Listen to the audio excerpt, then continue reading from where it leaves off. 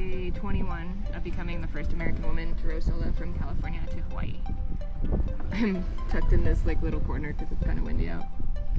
Today has been many things. I rode until like 4 a.m. last night after one of my night shifts, and then I went in to take a little break. I usually sleep for like 2.5 hours, and my alarm went off around like 6:30 and I was getting dressed, and as I was like putting my pants on, I must have just fallen asleep again, because the next thing I know I woke up at like 8:30 to like a really big wave hitting the side of the boat, and I was really disoriented about it, and I realized I must have fallen asleep again, and I had floated more south than I wanted to. It wasn't a huge deal, but it was definitely something that I didn't want to have happen. And so I got on the deck and I started rowing, and I was not letting myself kind of just have a mistake. I kept asking myself, is this how you do it right? Is this how you really do the thing correctly? Like, this is not how you earn it. And I was definitely being my own worst enemy in that moment for a lot of the morning. And throughout the morning, I was passing through a lot of these like big squalls. So a squall is like a mini storm with pretty high wind and some rain. So it would be pouring rain, and then it'd be really sunny, and then it would pour rain again. And I just went through like 3 or 4 of these really big squalls.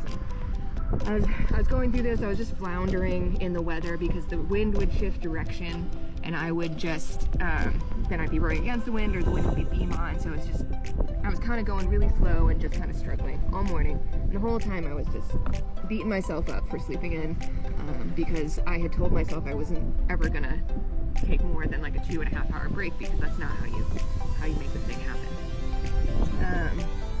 And I realized after a little while that was just not productive thinking. And this is exactly what ocean rowing is just being not in control of your situation all of the time. I really sat and thought about it a lot, and that's why I love ocean rowing so much, and that's why I feel like it's so humbling. It's because when you're out here, you're not in control. I couldn't change the weather, I couldn't change the squalls, I couldn't fix the fact that I had slept in. But I know for a fact that when you aren't in control of what's happening, you are in control of you, and I wasn't showing up the way I wanted to with how I was talking to myself and how I was working through the problems that the ocean decided to present to me. So that was a really good realization for me to have today, where I know that the way you respond to problems is so much more important than the problem itself. And in the morning, I definitely wasn't responding to the problems the way I would have been out of.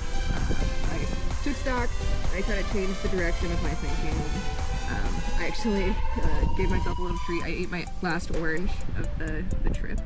I brought a bag of apples and oranges with me, and I've been kind of weaning myself onto them or off them throughout the last 3 weeks, and I ate my last orange today, and just sat down and kind of released any anxiety about the angle of the boat and what the wind was doing and how I could change it, and just ate my orange and thought about how lucky I was, and things got a lot better.